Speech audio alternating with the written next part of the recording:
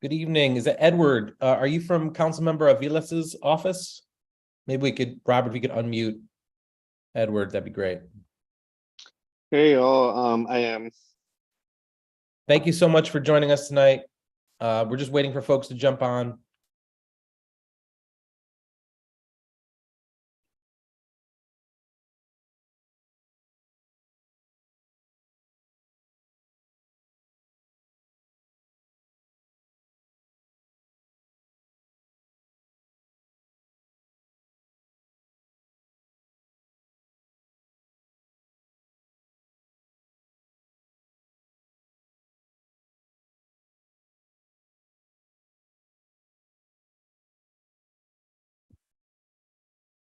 Councilmember Brewer, it's great to see you. Thank you for joining us this evening. Oh, let him unmute you. Let Robert unmute. No, I'm unmuted. The problem is I'm in a taxi. I have one dead phone and one almost dead, so I'll do what I can. That's all we can ever ask. Thank so you so sorry. much. All right, I think you know more than I do, but I'll try. I don't think that'll ever be true, but we're gonna give it 2 more minutes and then love to hear from you and Edward, and we'll start from there, okay? Hey, Gail. Hi, how are you? I'm sorry to be not very organized here. I'm in the back of a cab, so go ahead. I'm listening. Ugh. Good evening, everybody. I'm Greg Morris. Ed Hartzog, co-chairs are on. Rebecca Lamort, our other co-chair, is here and available. It's now 6:30. This is a slow arriving housing committee gathering, so forgive us for the slow start. But tonight, I'm very happy and pleased and proud that we have some representation from the city council with us today to talk about issues related to housing in the city, specifically, as we always talk about, public housing and other focus points. For us, this has been a committee that has largely been thinking about how it is that we serve and support the folks who Hold live. on. Yeah. Leave the light on. Let her deal with her taxi issues. This has been a committee that's been trying to support Isaac's houses, Holmes Towers, Robbins Plaza. That's the public housing within our district. So we have been talking about that for a long period of time. In addition, we've been trying to think about pathways to more affordable housing in the city. It's exciting to have members of our city council with us to share their thoughts and what they're thinking about in relation to concerns related to public housing and thoughts related to affordable housing. In this particular case, I'm just very enthusiastic and grateful that folks have joined us. So we have Edward from Councilmember Avilas' office and Councilmember Gail Brewer with us this evening. Ed Hartzog, do you want to jump in and say anything before we get started? Because I know that our time with the council members and council member office staff is always limited. Ed, anything you want to jump in and say? Go ahead.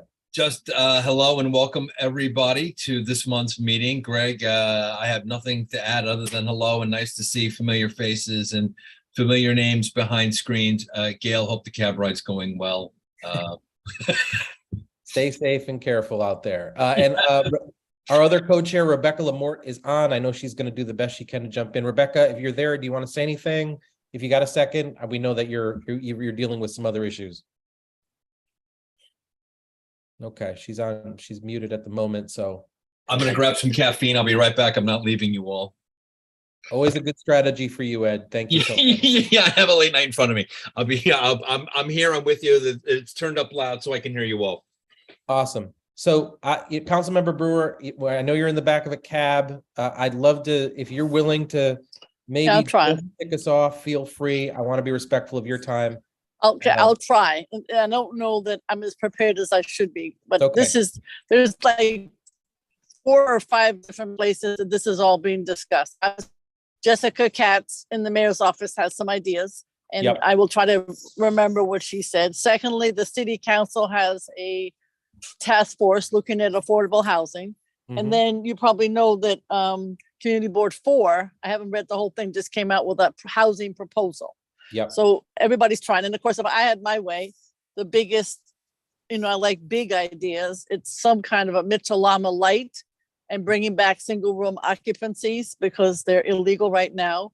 Yep. And then something that you understand, which is, I know this is way big idea, but Ward's Island is pretty vacant. It's the last vacant area in the borough of Manhattan. And if we could do, thinking big with the state, because they own the hospital there, and the city, which also owns part of the land. So I'm actually going to try to pull something together along those lines. Diana Ayala, whose district it is interested. So that's a big idea, but it's something to think about, because it could be about Island if done properly. Just turn off. Okay, so then in terms of one issue to be aware of, I don't know that I support this, but I know that the mayor does and the city council people have interest in tall buildings. I don't know what else to call it except a FAR 12, which is tall. So that's how there's such a pressure now. Build so that you can have some affordable, and then I believe I always hear the number, we need 564,000 units of housing, not necessarily affordable. So just so you know, there is this bill that crops up in Albany fairly regularly, and there is a lot of support for it. I'm not saying I'm supportive of it, but I'm letting you know, be aware of that's something that is constantly on the agenda. Then there's this, how does every district do their part? Obviously, we've been going through in the council some large rezonings, primarily in Brooklyn and Queens, but there's a push for that.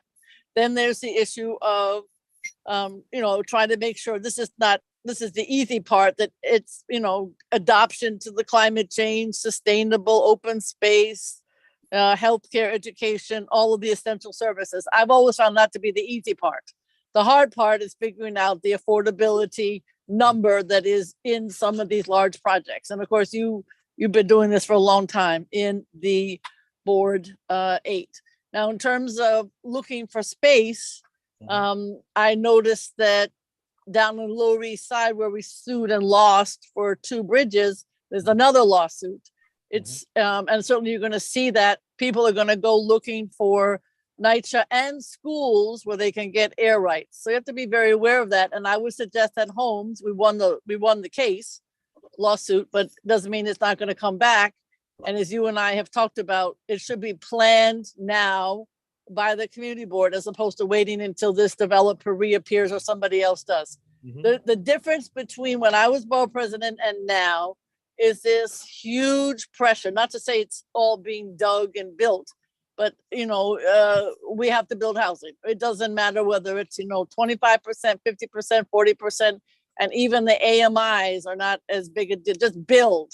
And sounds fine, except when it's in your neighborhood and not done correctly. So I would say that's a concern. There's also a big push, not necessarily Manhattan, because we're still 24% home ownership as opposed to the rest of the boroughs. I don't know, Queens is like 70% or something. Obviously, Staten Island is up there. So there's always a push for home ownership. I'm not saying that's true in Manhattan, but I'm letting you know that the push is for home ownership from many of my colleagues in Queens, for instance. They don't want to have affordable rental. They want to have affordable home ownership. And so that's something to be aware of. There is, and then we could talk about all of the AMIs, but to me, when you get affordability, you can negotiate about the AMI. It's just getting that number to be something that is there. We had a big push on hotels, but it didn't go very far. It's very frustrating. The conversion issue comes up all the time. So I thought when the bill passed in Albany with money to convert hotels, it was during the pandemic. Well, the pandemic is not over, but what's happening with the hotels, and I've been talking to the hotel folks, is that the city, I don't remember, 57 or 62, but they have a lot of hotels between the asylum seekers and people who are homeless. Then there are the hotels that they're offline for whatever reason. And the answer, then of course, the hotels that are left are full. So the tourism business looks good on paper, but they still, 62 hotels are being used for those who are homeless. And then there are some for whatever reason are offline. But it doesn't seem like that in Manhattan, which is what we're focused on, there is enough hotel or interest. I know Hotel Trades Council has a say about it, but I haven't seen any conversions. There's just a couple that took place, literally a couple, before or during the pandemic when hotels were available. Mhm. But we're all looking for single room occupancies or hotels because in many cases the nonprofits have the money and leftover vouchers and other kinds of tax credits to be able to have the funding. Mhm. So when I hear you can't build 100% affordable, not correct. Project Find is doing that with Fairstein right now, and you can do it, as you know, only too well, Greg, it's possible to do. But you do need a building. And I don't know how many of the B and C commercials are going to be available because from what I understand, it's harder to make them affordable because the windows are all on the outside. Hmm. And if you want to make fill, you have to, make sure that you fit the laws, which means that you have to have light. Now, some people have some ideas about how you can make some studios with some of these commercial Bs and Cs. And I think Board 8 should pay attention along with Board 6, because when we did the East Midtown, this also came up with the city and a meeting with them. When we did the East Midtown, Dan Garodnick and I were very clear, make it commercial because we want jobs. Mhm. But now with the older buildings, nobody wants to move into them in terms of the commercial community. So now there'd be pressure, I'm sure, to convert to residential. Mhm. So you should be aware of that. Yeah. So those are, some of the things I think Board 4 has some ideas about how to build affordable housing. And so we should all read their report that just came out this week, I think, and they're very proud of it. I haven't read it, I'll be honest with you. Mhm. The city has a report, which I read, on housing that came out in this administration. I think it sort of listed the problems. I didn't see a whole lot of solutions in there, but maybe I didn't read it carefully enough. I didn't see a lot of, I think we have to have some big ideas, about some of the things I just suggested about new programs, and some of them have to go through the state. But I think you have to be very aware on the east side of three things. One, tall buildings, which could pass in Albany. Mhm. And then the sky's the limit. And then you still quote unquote have ULURP, but you may not have ULURP. You might have an as of right. And then you also have to, we have been trying to get some transparency on lot mergers and air rights, but I can't say it's happened. That's another topic. And I don't think you have any big rezonings taking place in Board 8. I could be wrong, but I can't think of anything. The most issue would be to pay attention to homes. And you know better than I all of those issues, how that has to be done correctly. Yeah. And then I would also say, in terms of paying attention, you have to, the city is looking, the religious, if there is something in the religious community where there isn't any movement in terms of a congregation, sometimes they like to sell, sometimes they will work with us. I have as borough president, we had a whole task force on religious and development. And I think that's another place you could look to see, since the city's so interested in affordable housing, for God's sake, if there is a religious building that is no longer being used, can't we make it affordable housing? And then of course you have a fight sometimes with the denomination. I'm trying to think of things that are relevant to you and Mhm. not, other parts of the city where there's more land. Mhm. So, I mean, those are just some of my ideas that are, at least I know what's cropping up.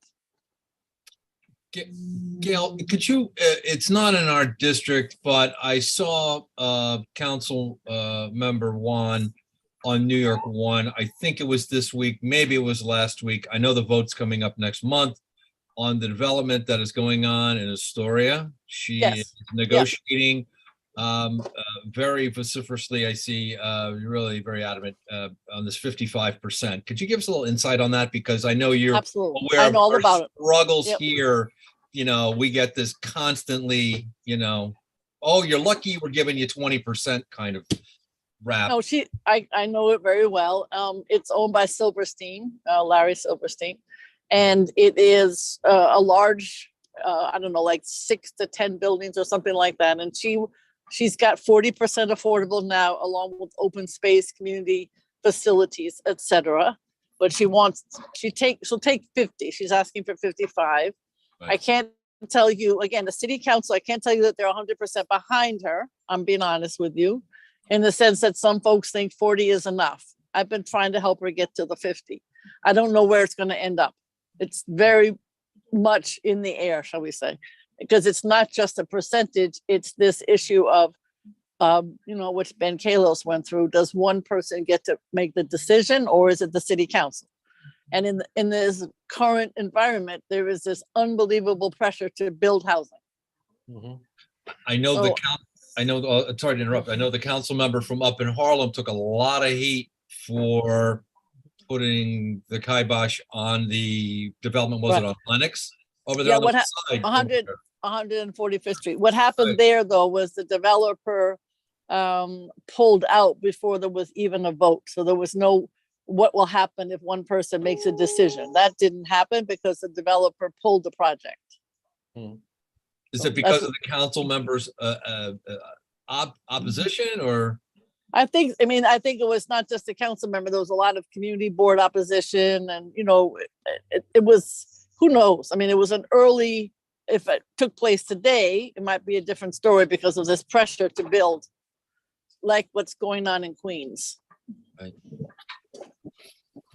Well, this has been a great sort of overview. I really do appreciate it. I guess I'm just, from your point of view, Gail, what do you think a community board like ours can do to be in support? I think affordable I'll be housing? honest with you. I think you should look at board 4 because they do have that expertise from Joe and others that They do. is probably unique anywhere, and see what they're suggesting. I'm going to try to get board 7 to focus. You need, I think, to be very proactive. So that's proactive at, somebody can just wake up and start deciding things for you. Yep. So I would see if there are, I don't know if you have any SROs or hotels that are, not in good shape or not being used. And I don't know what the religious situation is like. You don't have a lot of open land and you're certainly very dense. Right. So I think you would do your own analysis and see where the possibilities are, and then try to craft them as you would like them and not how somebody else would like them. And then, pay attention to what's going on in Albany. Yep. About the bill that I just mentioned, Yep. and see what you think of it. I don't want to speak for you, but that's definitely coming up. And that's what I can think of. It's frustrating because there's money for conversion, but nobody seems to be able to convert in Manhattan. That's frustrating. Yep. Go ahead.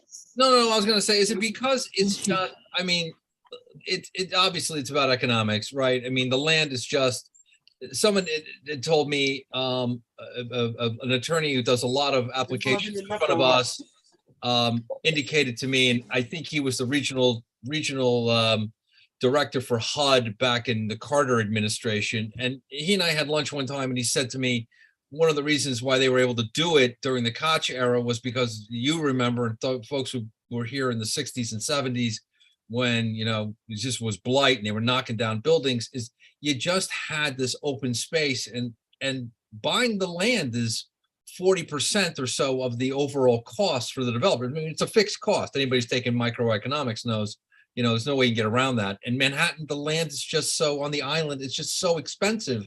It's just this pressure. How do we get around that? That seems to be just the constant issue. I don't know if you have any insight on that or thoughts. Did we lose? Oh, you're on mute right now. Now I'm on. Oh, I'm oh, you're- there unmuted you go. now. But I think you're absolutely right. But I won't give up. I mean, there are nonprofits. Fortune Society is doing it. Project Find is doing it. Goddard is doing it. Stanley ISIS could do it. There are folks doing it. Neighborhood Shelter can do it. But you got to find something that's possible to do. There's such interest in affordable housing, and you've got the schools and the transportation. But you got to just find something, Ed. That's what I would say. Something for them to work with. Maybe a lien. Somebody's not paying their taxes. I don't know. That's what happened. Or a really, really bad landlord. That's what happened with Fortune Society. That's how they got their building. Yeah, my wife is on the board at Fortune. I'll ask her. Yep. Okay. All right. So I hope that's helpful to you. That's all I can, I could, if I had more, if I wasn't in a taxi, I could do better. That's pretty good for a taxi, Gail. All right. Pretty good Thank for a you. Taxi. All right. Thank you very much. Thank All you right. very much. Bye-bye. Appreciate it.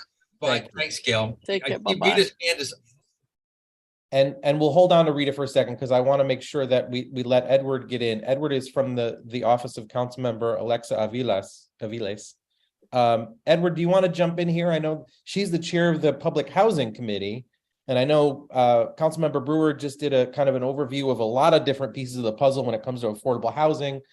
She didn't dig as much into public housing, and I wonder if that's maybe a pocket you want to jump into here. We know there's been some investigations related to water quality, reports about delays in repairs, and of course, the Preservation Trust has been passed on the state legislature side.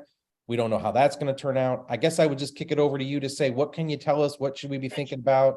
We don't have as much public housing as other community districts, but we care very much about our residents, and we want to make sure that they're living lives with dignity and safety and wellness. So I'll pass it over to you if you want to jump in and give us the sense of what the council members thinking. Yeah, well, first off, thank you, Chair Morris, and members of the committee for inviting us. I know we're in Brooklyn, Sunset Park.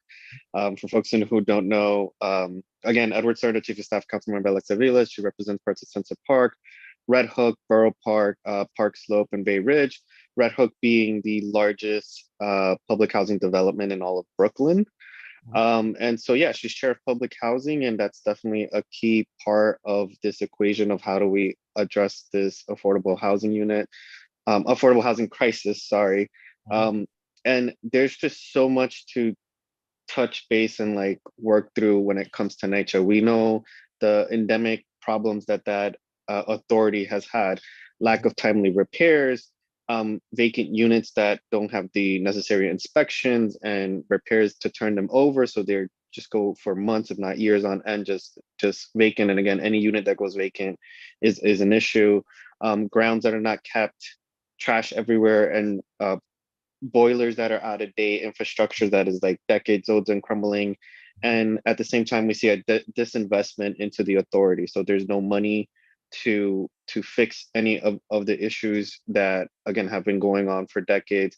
Staffing problems, there's not enough plumbers, skilled trades, carpenters to fix the issues inside of residence apartments. So it's a whole lot in this authority that needs to take place. The board has asked me to speak a little bit about the trust, and should I start like high level, or how familiar are we with the trust? I mean, I think it'd be good if you start at high level so we're all on the same page, and then feel free to dig in as much as you can. We really appreciate your time, by the way. Thank you for this. No worries. I'm a former board member myself and a chair at that. So, well, chair of a committee. So I'm right at home right now. So, oh, that's great. That's great. Yeah, and so, okay, so in June 16th, the governor signed into law the Public Housing Preservation Trust, which essentially would allow NYCHA to create this entity that would take over Section 9 developments. And Section 9, for folks who don't know, is your traditional public housing. It's just straight traditional NYCHA. And so the reason why NYCHA says it's a solution to a lot of the repair issues that we see in NYCHA is because by turning it over to the trust, developments are able to switch out of Section 9 and into Section 8, which allows it to tap into financing and federal funds that currently don't exist for Section 9 tenants. In addition to that, there's also RAD and PAC. I know this wasn't part of what was asked of me, but it's important to bring up. Under the Preservation Trust model, the buildings that come out of Section 9 and into Section 8 stay within a semi-quasi public entity, right? Under RAD and PAC, those developments would be turned over to private, for-profit driven entities, management companies, and there's been a whole host of issues that we've heard anecdotally once those conversions happen. From the council members' perspective, there is a draft voting procedures outline that has been issued and put forward into the public. It's currently in comment period. That comment period ends in November. These procedures would outline how the voting takes place. We have concerns there because right now the threshold that a development would need to reach in order to vote it out of Section 9 and into the trust or RAD and PAC is at 10%. And we think that that's a little troubling, that 10% of a development could decide the fate in perpetuity for 100% of the residents living there. So the council member supports, after consulting with residents, TA presidents, and advocates, she supports a 50% threshold for that vote to happen. Again, we must be mindful that there's safeguards and requirements that are put into place to ensure that there's transparency around a lot of the transferring and the voting in general. Often, folks want to simplify it down to, oh, do you want a nice apartment or do you want the same apartment with the whole host of issues you've had? And I think it's a little bit more complex than that, right? When you're Section 8, there are different recertification processes that you have to go through. In the instance of RAD and PACT, you no longer will be facing and interacting with city employees. You're going to be dealing with a private management company. So again, those are things that we want to make sure residents truly understand before they take that vote. It's not just about casting a vote. We want to make sure that it's an informed vote. Again, on the outreach and engagement side, NYCHA has a very bad record of community engagement. It's very much just robocalls and flyers. And to us, that is not enough. We want to make sure that those flyers are language accessible and not just Google Translate, that they're truly translated in the languages that people need, that we're having community meetings that are during accessible hours, not just the once a month TA meetings that may or may not work for folks. If you need to be there on a Sunday or a Saturday, then that's what NYCHA should be doing to make sure that they're truly meeting the residents where they're at. I know the board has also asked me to talk about testing at Reese and work order reform, but I don't know if you want me to like go through those first or, just stay on the trust and RAD and PAC, because that again in and of itself is. Well, I think it's okay to, I think what we'll do is I'd love for you to continue a little bit and share a little bit more, if you want to pivot to sort of the investigations happening and those pieces, feel free to do that. And then we'll pause if you have time and maybe we can ask some questions and dig in where we want. Is that okay? For sure. Lastly, actually on the trust and RAD and PAC, that nothing in the state legislature actually made reference to RAD and PAC. And so for us, the fact that when these voting procedures get finalized and a ballot gets put in front of residents, that option for RAD and PAC should not be in there. It's very much, do you want to stay in the trust or Section 9? And once they make that decision, talk about whether they want RAD and PAC. The fact that they just want to jumble it all again is just going to add to the confusion. Right. And the overload here. On testing, it was a sad situation at Reese. Luckily, it's been resolved or mostly resolved now in that there's no lead in the water. But I definitely want to underscore the real emotional and mental trauma and harm that happened over at Reese and the residents there. We had a whole committee hearing dedicated to this. And the messaging around that response was chaotic. 1 second they're told, don't drink this, don't cook with it, there's lead. And then the next moment, folks are drinking the water. So, NYCHA, to their credit, has taken it rather seriously in our view. The testing company that was used, was fired. It later came out that they were responsible for doing testing at other developments, and NYCHA has completed the retesting at the developments that they touched. So that's on the testing front. For the record and for folks here, for their awareness, NYCHA also did say that they were going to give, I believe it was $200 to the residents at Reese as, again, a start to rebuilding that trust. Because even at our committee hearing, there was folks that refuse to drink the water. It's too much stress for them and they don't trust it. And that's something NYCHA is going to have to work really hard to regain the trust and repair the harm there. I was asked to talk about work order reform. On work order reform, our thoughts are that we welcome any pilots that deliver material results for residents. For folks that don't know, there's a situation at NYCHA where if I have a water leak that has caused my wall to come down, you would open the NYCHA ticket and you would need a plumber and plastering to come take place. What we know that happens is, say someone even shows up, because there's a whole body of work on tickets being closed and no one answering to them. But say somebody shows up, if it's the plasterer first, what'll happen is that the plasterer will say, well, I got to do my job. So they'll do the plaster work. And if the plumber comes after, they have to knock it back down to do the plumbing work. And you have to wait for the plasterer to come back whenever they do decide to come back. Or the condition persists because the underlying cause is not resolved. And it's just a circle that makes absolutely no sense. The pilots that they're rolling out claim that it'll streamline it and make it clear so that if it's a plumbing issue, they tackle that first, and then the plaster and the carpenters and whatnot, and do it sequentially so that there are not these conflicting work orders that are happening. We think that it's still too early to tell if, again, these pilots are delivering material results, but if they do, we want them to be rolled out and quickly. I was asked to talk about how the board can get involved and support us. And this goes into advocacy. We need to lean on the mayor to invest in NYCHA. For folks who don't know, last year's fiscal budget saw 100% of the investment that NYCHA received go to RAD Impact. Again, some folks may not trust private management. They might not want to be part of the trust. They might want to stay in Section 9, and for them to see their neighbors get resources and they're sort of left behind, to us, it's not right. We need to demand that the state invest into NYCHA.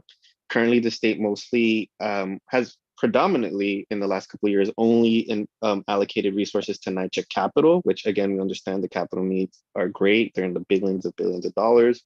But as I've kind of said, the operations also needs investments.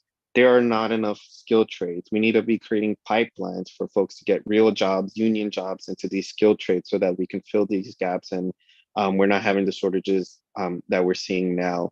The federal monitor came out with a report that NYCHA spends like upwards of like $40 million on overtime.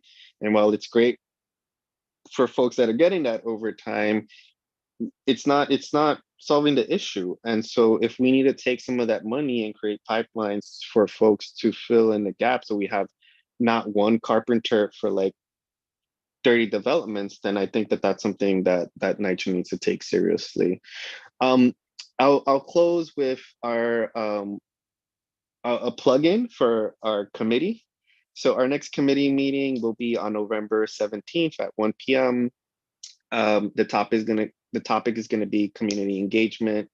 I would ask that the board encourage their TAs and the residents to attend and to testify. The councilwoman has kept on the precedent set by the previous chair. We open up our committee meetings with tenants going first, because tenants are taking time out of their day to show up to these meetings. And while other folks might allow the agency to go first, for us, we want to center this work around the tenants and their voice comes first and foremost. So encouraging them to come testify. What we're seeking to touch on this committee hearing is, again, community engagement. Quickly, TAs have said that they need a lot of help. It cannot just be a robocall and a flyer and then the TA, that one TA meeting a month. That is not enough to really engage our community. I talked about language access, but the TAs need the trainings. They need trainings. Do they have computer literacy trainings? Because a lot of these TAs are run by sometimes senior folks, and they need that help. They're like, I don't know how to work a computer. I don't know how to go on the online systems and databases that now I have to use. And often, and it's unfortunate, but again, if we don't have these trainings, how we need anti-discrimination training, implicit bias training, culture sensitivity training. Sometimes these spaces might not, like some residents might not participate because they don't feel that this space is for them, that they feel welcomed. And if we're, when I took this job, and I don't know if the chair or anyone else had, actually I think the board members have to take some kind of training before they get onboarded. TA presidents don't receive any or very little. So we really need to go at the heart of these issues. And again, when it comes to community engagement, if we don't have people present, it's sort of like, then how can we move in an informed fashion, right? So I'll leave it at that. Happy to take any questions or comments. And I'll say that for the comment period, again, for the procedures for the trust, you can go to public.comments@nitra.nyc.gov to submit, your comments. The procedures are online. I would encourage folks to go look at that. And then for Manhattan, there is going to be an in-person meeting coming up. I don't have that actually. I'm looking for it, but again, I can circulate that to the board afterwards. Thank you. Edward, I had a quick question for you, just on the nuts and bolts of how these repairs are getting done. The point you were making about the plasterer and the plumber. I had a roommate, he used to build the housing, and he would come home and he would always say, you have to do things in a certain order, right, to put the house up. You can't put the roof on before you built the foundation. And kind of to your point, he would come home and he would say, this trade group came, late, and it pushed, the schedule back and that kind of thing. Is this a case where you were talking about the plumber and the plasterer, where these repair folks are coming out of different shops, they're not coordinating? Is that it, sort of a left hand not knowing what the right hand is doing kind of thing? Is it a public, down in the weeds, sort of a public administration, is it that kind of a bureaucratic solution to this problem? Or how does that work? Yeah, that's definitely what's happening. As I said, because of the shortages and because these some of this maintenance work and operations work is skill based. Like, you need to have a union person come do that, and they need to have the certifications to do that work. Because there's not enough folks.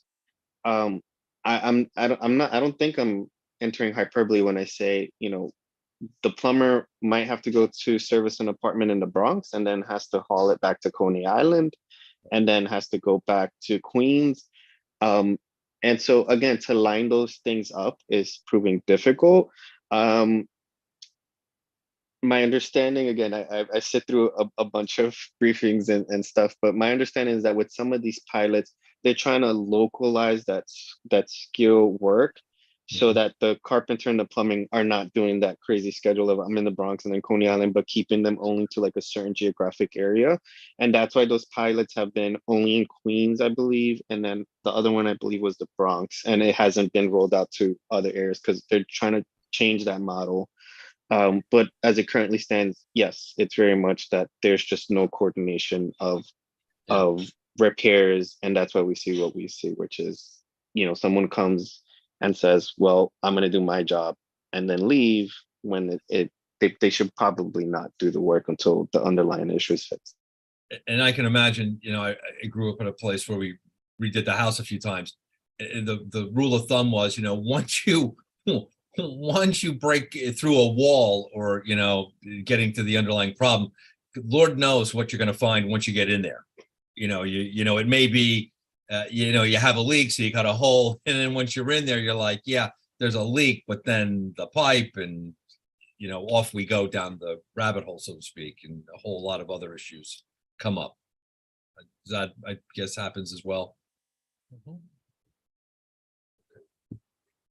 Can I ask what the timeline is on the planned votes for the preservation? Yeah, so those will be development specific, but the timeline I have here is that, again, we're in the public comment period for these procedures. So the vote that,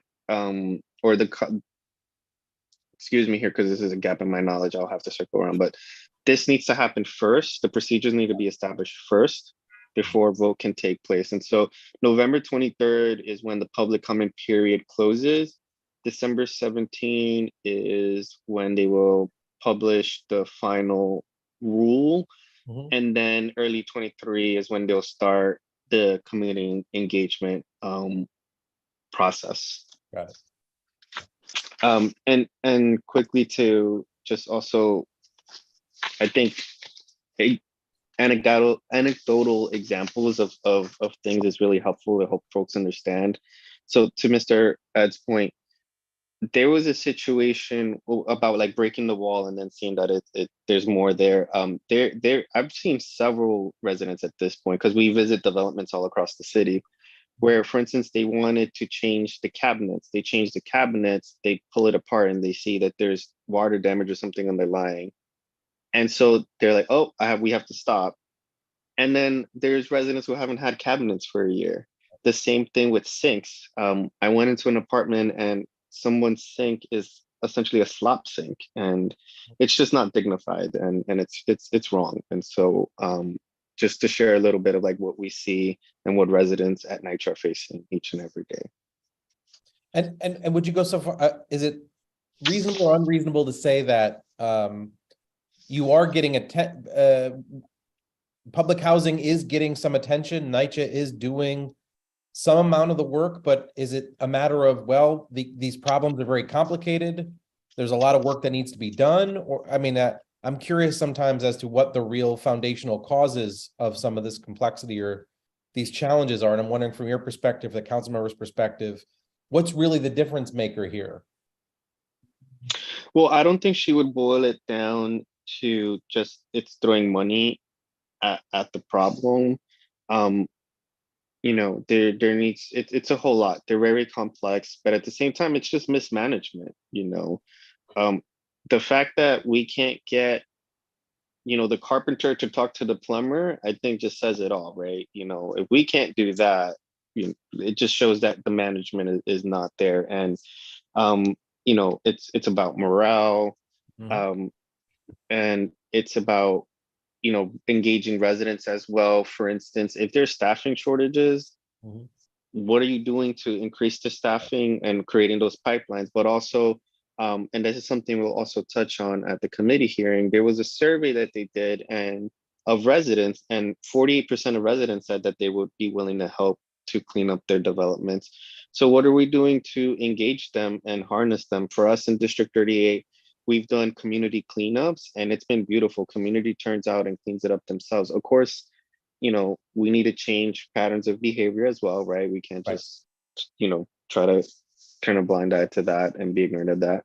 But again, it's a whole ecosystem and an accumulation of things. And if we can't get some of those simple things ironed out with the money we already have, we can't just say, oh, it's because there's a lack of funding. And as you're a former community board member, you've lived the life here. So, I mean, what is your recommendation to this community board, this committee, in terms of the steps we can take to support the council members' efforts to support our public housing residents? Is there anything particular you've seen that a community board or a committee of a community board has done to really engage and make a difference in the lives of public housing residents?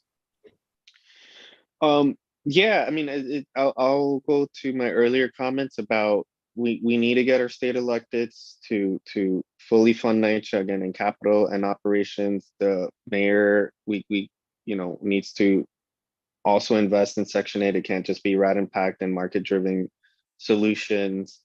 And talking to your TAs, you know, every TA is radically different. And if the board, who meets quite regularly on a larger scale and has a lot more tools, can assist and assist them in that, I think that would be helpful. I appreciate you sharing that. Ed, do you want to make some allowances for folks to ask some questions now? And Yeah. then and forgive me, I'm going to step away for one quick second and I'll be right back on. Okay, but Ed, I'll let you have the floor. Sure, of course. Rita, you are up. So please unmute Rita if she's not already, and it's great to have you. I'm here.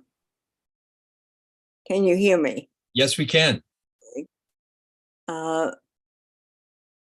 don't want to sound unappreciative of the efforts that this gentleman just explained.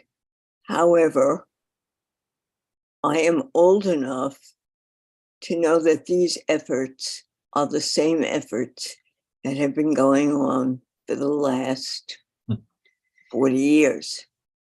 And we do a lot of good meetings and we understand that there is a problem, but we can build houses, most intricate houses, from the ground up in 4 years, and we can't take care of a kitchen that has a cabinet that comes out of the wall, and we find that the wall needs repair. There is something inherently wrong with this.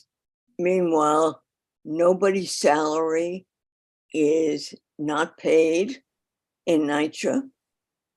People, it is sometimes, I hate to use this, but I'm going to use it anyhow.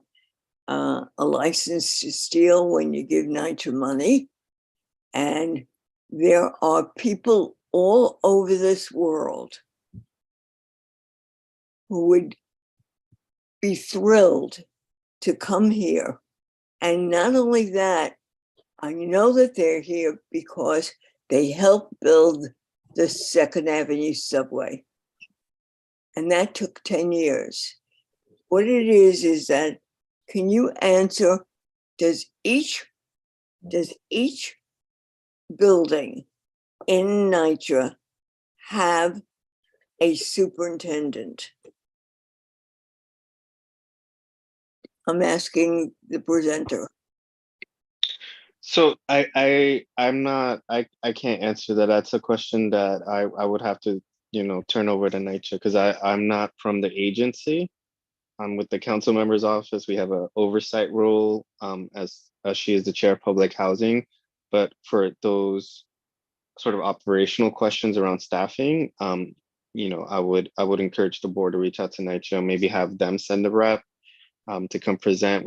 We're more than happy to help facilitate that as well, if the chair and the board would like them to come present. Sure your councilman really intends to do something, as the councilman before that, and the councilman before that, and the councilman before that, and the situation doesn't get better, it gets worse. And we are talking about human rights to a livable apartment, and we're not getting it. So what, somewhere along this line, somewhere, you can meet from now until whenever you want. These problems will never go away because nobody really wants to solve them. They want to talk about them, but they don't want to solve them. What you are hearing is anger from me, anger that I feel for the people who are living in these conditions, that are living just blocks away from me, that don't deserve to do that because of the inability of NYCHA to be able to run itself. There is something inherently wrong. I know what it is. I start from the top down. You just hired a man they paid $400 and some odd thousand to. What did he do? I mean, if we can't get a plumber and a painter, how come we can get a plumber and a painter in my building? I don't live in, a luxury building, but if I need a plumber, the plumber comes and then they say, you know what, the painter will be here in 2 days and fix the wall. What? It's not a concept that is foreign. We came up with a vaccine for COVID, and we can't solve getting a painter and a carpenter in the same place in a city of riches. I am frustrated.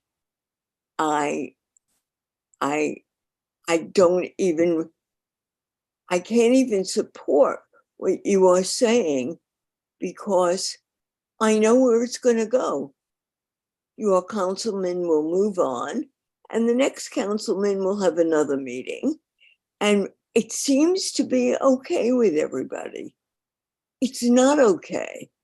there is a solution. We're not looking for we're not looking for a solution that we need physicists to come up with. There is a solution. I'm sorry that this is my frustration. I've been frustrated for a very long time. You have decent buildings and you do anything except keep them operational. And that's a sin. That's a sin. Thank you. Thank you for letting me vent. I've had to vent. Thank you. Rita, it's always good to have you at our meetings and your insight. Thank you. You're not venting. Thank you. Valuable insight. Well, Boaz, I think you're up.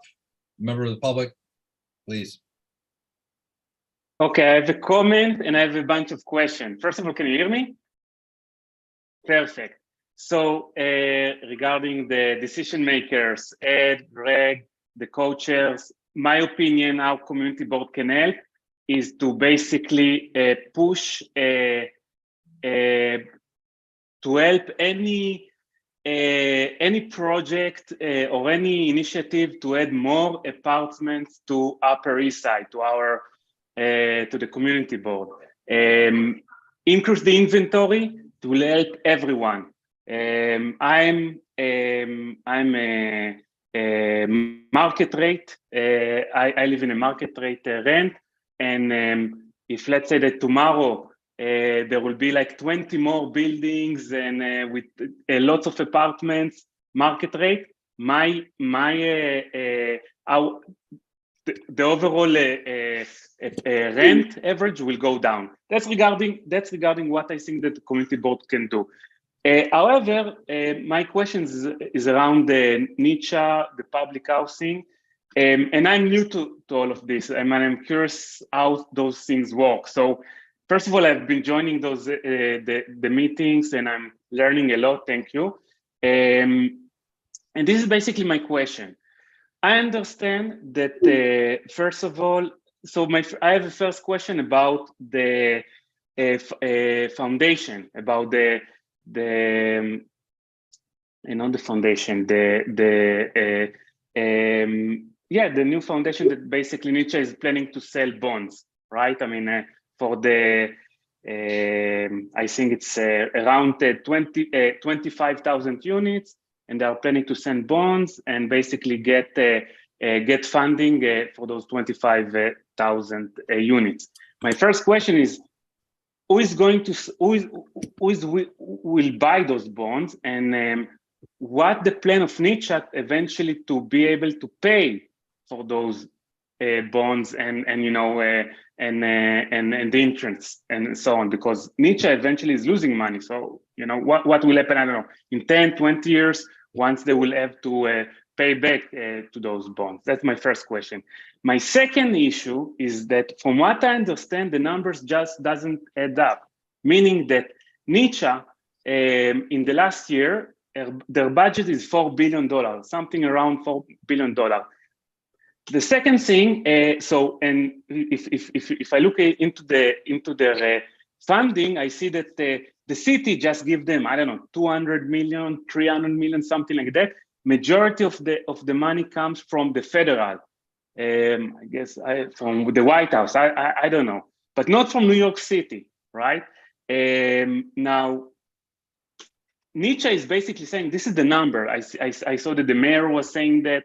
I saw that the official from Nietzsche, they are saying that they need $40 billion in order to fix the 160,000 unit.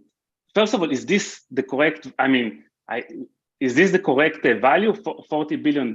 And if yes, then I don't think that the community board can do a lot. I mean, the community board don't have money for the art to the art show. So I don't know.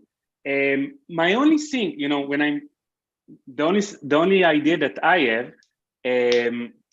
I know that in New York you have a family leave, tax. Every month I pay for a family leave, and eventually, if I have a new a baby born, my wife could actually go for like a few months off, and it's basically insurance from New York State. Maybe one of the things that we can do is have a tax about some kind of housing insurance tax that will basically will give everyone some ability to get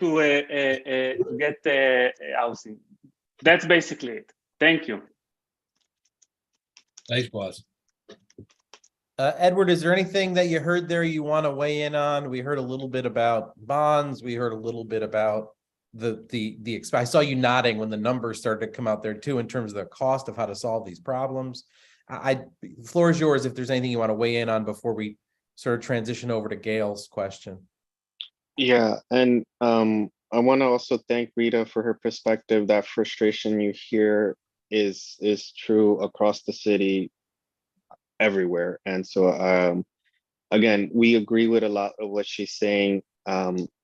And I'm not here to push one objective or the other. We understand there's a lot of things wrong at NYCHA. Just want to make sure that I was clear in that. I'm not pushing one thing or another.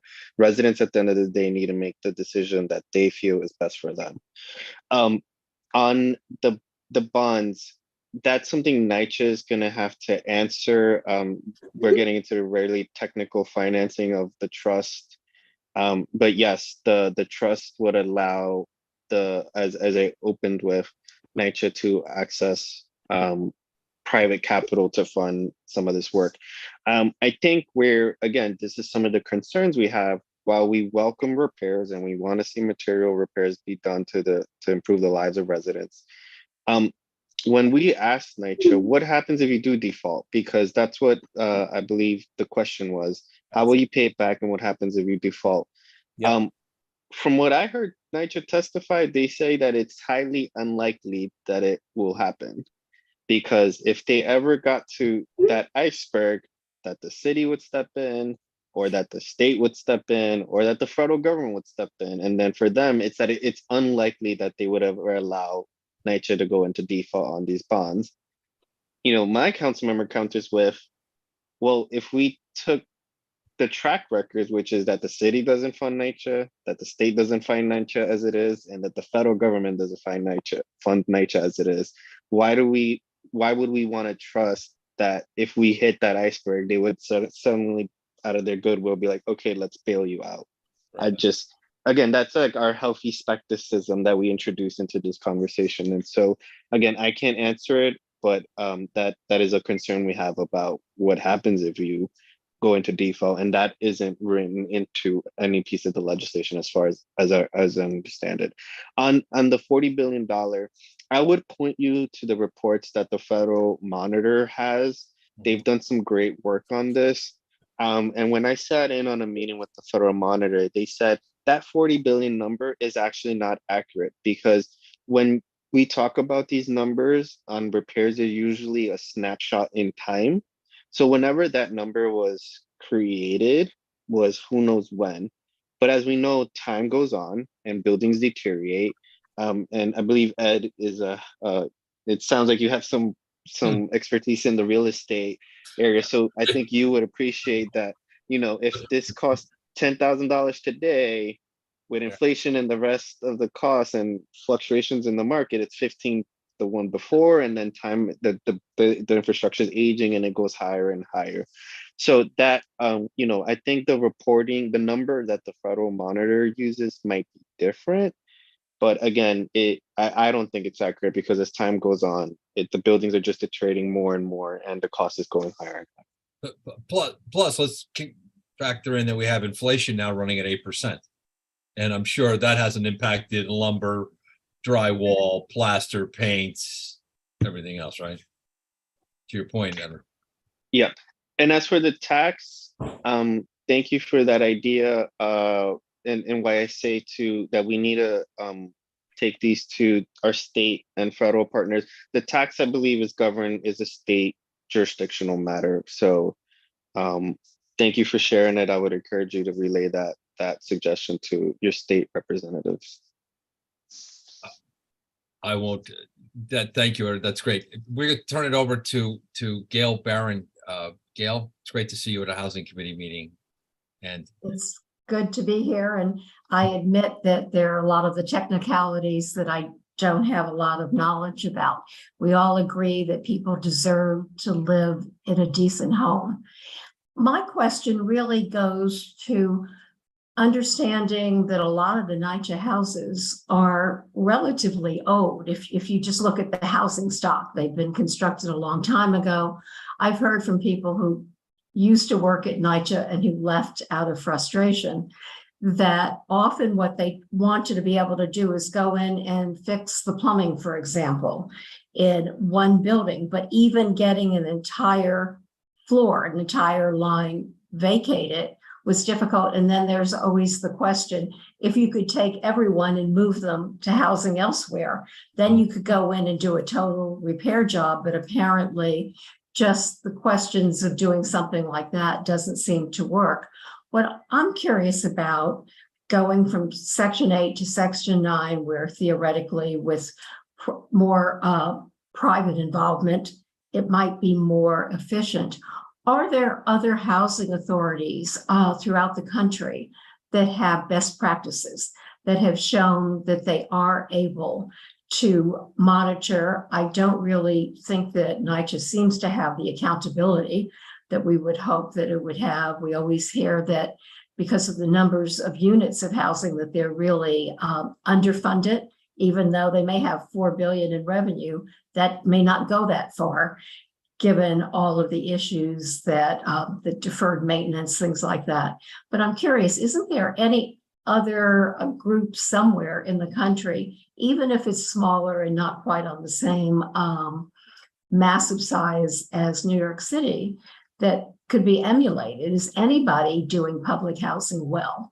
And if so, is the council member, NYCHA, are people looking at that? Or is it just, well, it costs too much to do these repairs, we don't have the land to build new houses, et cetera? Curious about that and what could be done. Yeah, that is another gap in my knowledge that I'll have to circle around on. I know that former Chair Russ had done rat and pack conversions in other areas of the country. Minneapolis, I think. Right, he's done it in several other areas. So when he came here, it was kind of an indication this is the direction that they're, that's the expertise he brings to the table, right? Again, so since I have that gap in knowledge of the country, I will just share what we have heard in committee. We did have a public housing committee on rat impact specifically. We visited some rat impact sites as well.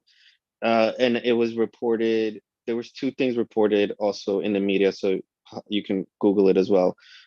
One was that the repairs, while it looked good in the beginning, were of such low quality that they quickly deteriorated and broke down. Because again, there's a for-profit element to these private actors, right? Now, some folks would say, they're not here to, increase their margins and make a whole lot of money on these deals.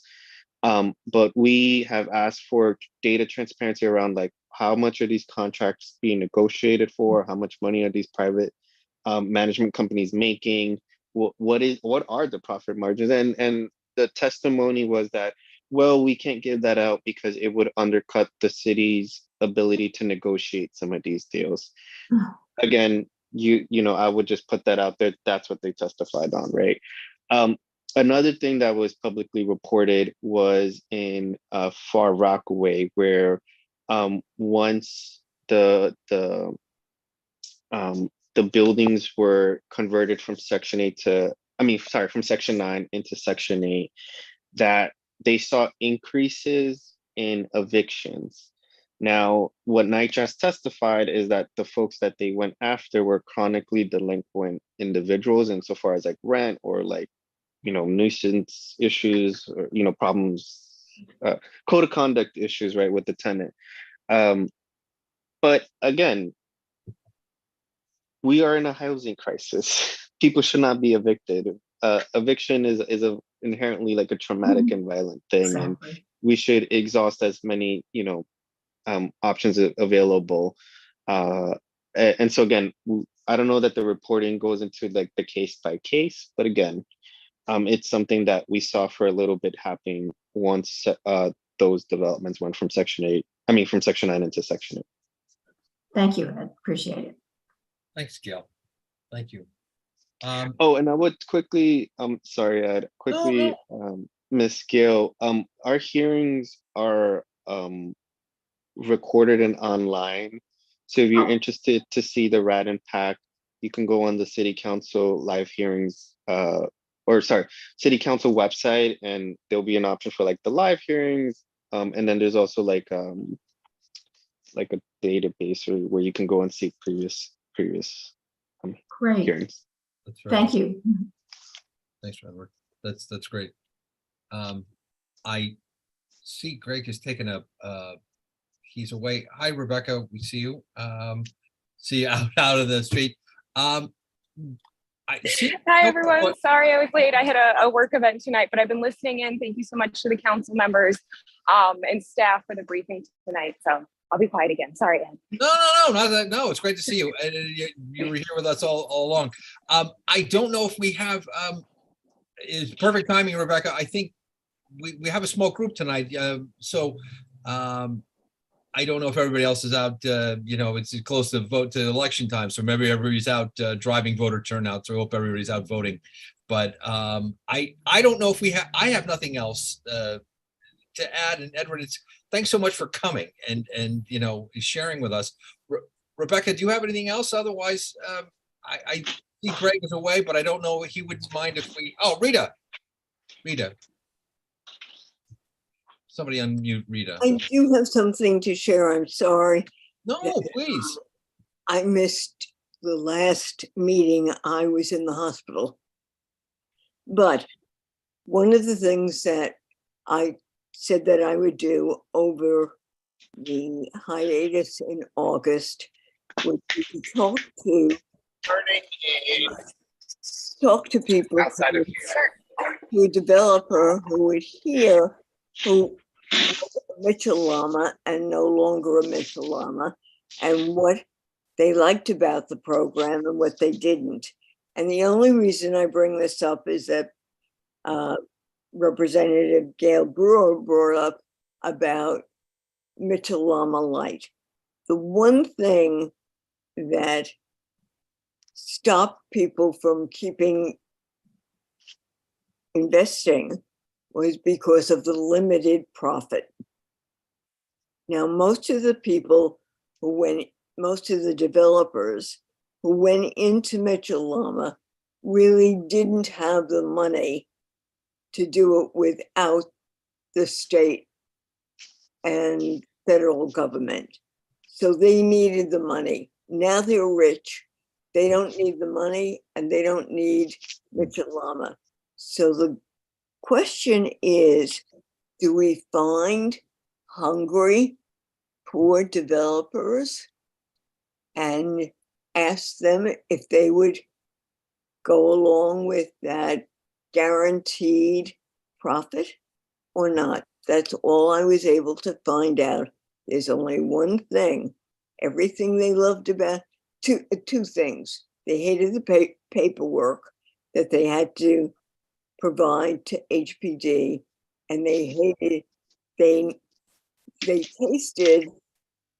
the free market, and they decided they don't want anybody putting a cap on their profit. So that's my report. Thanks, Rita. Thank you. Edward, do you have any thoughts or on that, or no? Anything to add or?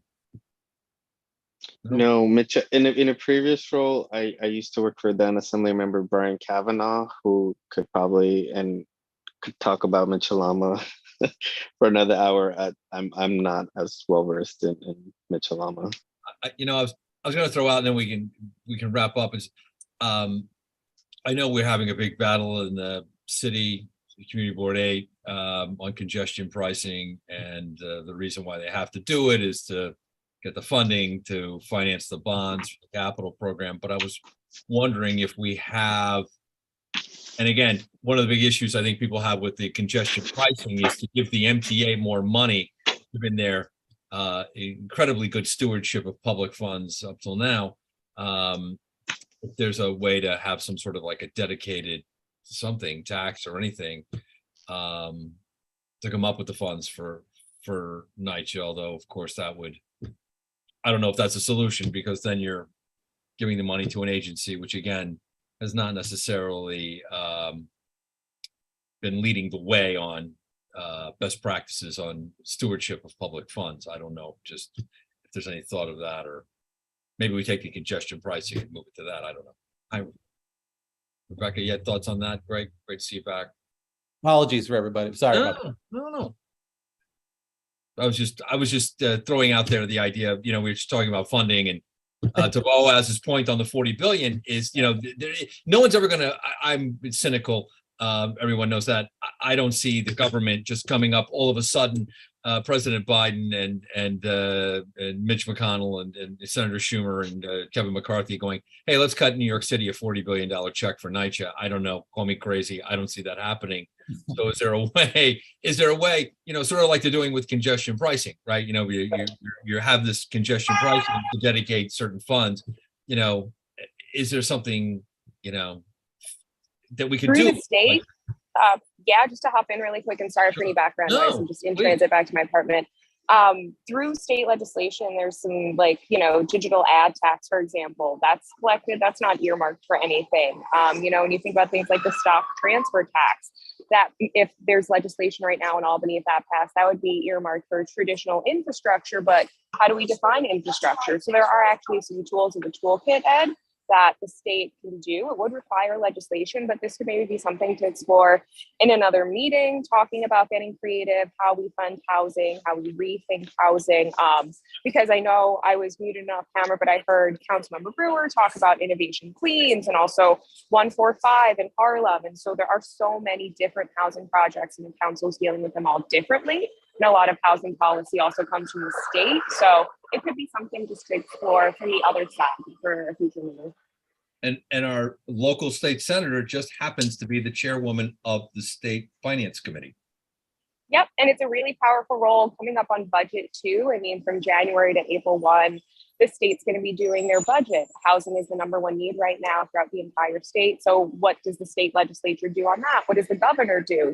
Next week, we know we have a big day on Tuesday. But after that, how do we set the table up in Albany to make sure housing is a priority? Public housing, affordable housing, a second Mitchell-Lama maybe. So really something that we can explore as we head into 2023. Maybe something we could work on with Community Board 4, like Gail was saying. Not our Gail Barron, but Gail Brewer was saying about working with CB4, because they have that great stuff we've been sharing. It's great stuff that they've been putting together. Just some thoughts. No, I think it's smart to partner with people, strength in numbers, like anything else. So if it's multiple community boards advocating for the same thing, using the same messaging, it's even more powerful. If it hasn't already been said, Edward, thank you so much for representing your council member. We're deeply grateful for the time and support. We support her in her fight and her efforts. We know how much they matter. Thanks for joining us tonight. This isn't the last you'll see of us. I hope you don't mind. Certainly not. Happy to come anytime. Thanks. Great to have you. Thanks for that. We'll certainly entertain motions to adjourn if there's one. Oh, let me just say one. Sorry. Couple quick things. Sorry, everybody. Couple quick things. And Ed, Rebecca, I hope you don't mind me just throwing these out there. One, we've discussed we're going to switch to quarterly meetings, not monthlies. That's number one. Part of that is because we think we need more time to prepare ourselves to have constructive conversations. Two, we're committed to finding new committee members. We love our committee. We want to build on this committee because we think there's a lot we're talking about that's really important. And I would suggest we've had heavy hitters at every meeting we've ever had. And I think there's a lot of learning and support we need to get involved in to make that possible. As noted, we're going to try to figure out a pathway to do that affordable housing assessment in Community Board 8. Community Board 4 did it because they have committee members and board members that are in that sector and in that space. We're going to have to find a way to do that. So when we talk about affordable housing in the district, we can talk about it in a meaningful way. And then, of course, we have talked about the desire to hear from developers and hear what developers think, not because we necessarily think they're the answer, but because we need to be able to have constructive conversations. As Councilmember Brewer pointed out, there's a lot at risk, there's a lot of complexities, but we need to come to the table with an ideas and thoughts and put forward our own agenda and plans to try to influence our city government and obviously our state government as well. So I just want to make sure those notes were all made for this body, because those are the things Ed and Rebecca and I have talked about. And I think we're pretty much on the same page about as we roll forward. And I don't expect we'll have another meeting probably till the new year at this point, because we're going to switch to quarterlies. So keep that in mind. And on that note, I see Rita Popper's hand is up. So Rita, if you want to close us out tonight, feel free, but I think the floor is yours. You'll be sorry. I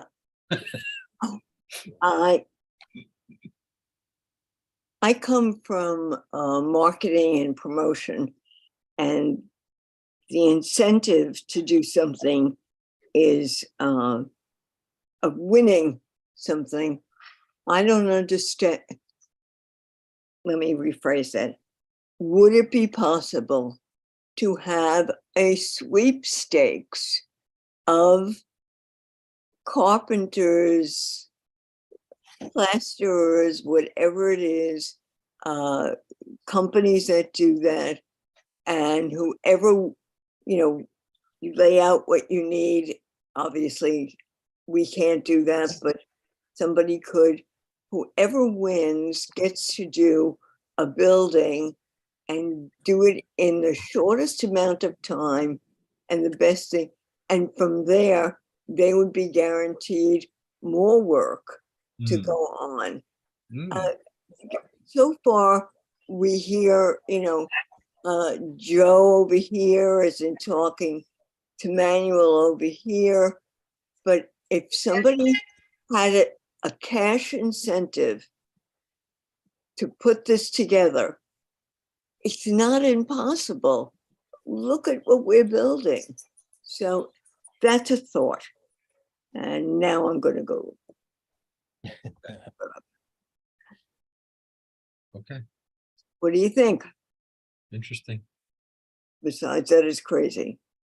I mean, I there's some complexities here. Rebecca, you want to weigh in on this? Yeah, I turn over to Rebecca on this. just a couple of things come to mind right away. Like, fast construction is not good construction, and especially when that comes to affordable housing. Also, affordable housing, the development of it is a deeply exploitable labor market. So I would be concerned about saying, here's a financial incentive, develop this as quickly as you can, because, tonight my union held a vigil for a worker that passed away working on a construction job in Brooklyn. And that's what happens when there aren't certain checks and balances in place. So I worry that expediting things, like also kind of like the mayor's doing right now, taking out environmental reviews for the ULURP process and affordable housing development. I just have concerns on that side, where it's about getting the housing, but at what cost are we getting it? And I want to be sure that we're being really smart and safe about that. If it is scheduled and arranged properly, those questions can be answered, Rebecca. But the idea is that without having something like that, we have nothing. We still have walls that need plaster, but also need plumbing, and they don't get done. So we've got to work around and think of incentives to why people will work. Now, the worker compensation is part of it, but I'm talking about, as you could see, getting work done. I think a good model that we can look to is actually the Inflation Reduction Act, where developers have to demonstrate that they've met certain development milestones, labor standards, local community standards before they get public funding. I think that's something that I would be more supportive of looking to long term. just because it makes sure that developers are honoring their commitments, they're meeting milestones for construction to happen in a more expedient manner. But and it's, you know, it's not just about worker compensation, because getting compensated for your work is one thing, but also if you're not going to return home at the end of the day because the job's not safe, because a contractor just wants to meet a milestone and get things done, that's a part of it too. So I think there are models we can look to build on, like the Inflation Reduction Act Congress passed and the president signed. But I'm hesitant about expediting things, seeing what can happen on the other side when that does go on. I'm just going to leave you with one thought. The Second Avenue subway was built by the lowest bidders. It's a problem. I mean, long term, we need to move the state towards what's called the triple bottom line. Is it good for the economy, the environment, and the worker? So I agree with you. The lowest common bidder is not the way to do it. That harms a lot of people, and that leads to a lot of issues that I also see and I work on professionally. So that's absolutely a part of it. I agree 100%, Rita. Good, thank you. Was?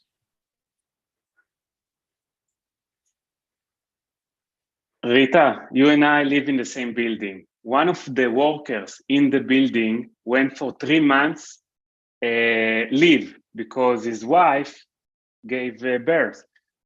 How he was able to do it, you know? Because of the family leave tax that everyone pay. I pay, my wife, everyone, I mean, that basically work in New York, pay for this family leave. And I think that this is, I agree 100% with Ed about the congestion.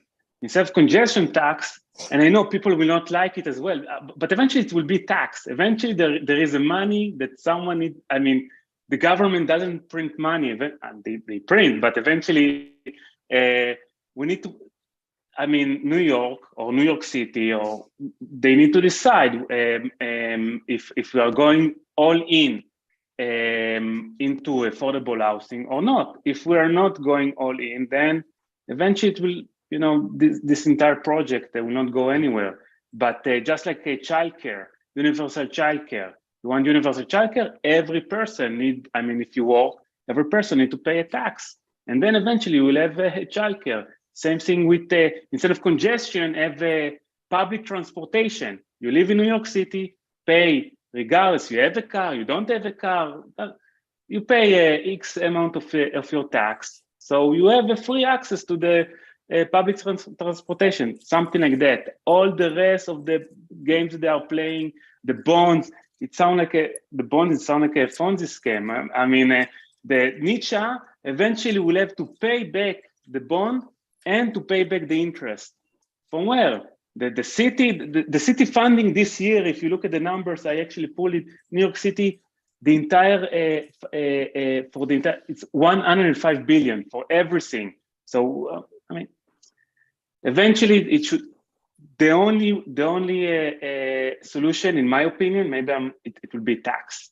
And yeah, people don't like tax. I mean, but there should be some kind of incentive, meaning that if I will lose my job, my wife lose my job, and instead of going to the street, because we paid every month housing insurance, the city, the state will have to give us some kind of guarantee of a few months, something like that.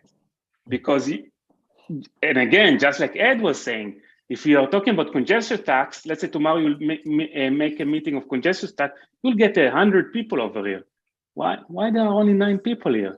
You know, because you need, it should be a tax. If you support housing, eventually it needs to be a tax, but you need to give incentive to the people that currently are not in the public housing, some incentive to pay this tax. That's my opinion. Thank you. Thanks, Boaz. Okay. Rita, is your hand up again? Rita? No, Is your hand up again, or did you? my hand was up from before. I didn't. No. I make a motion to adjourn.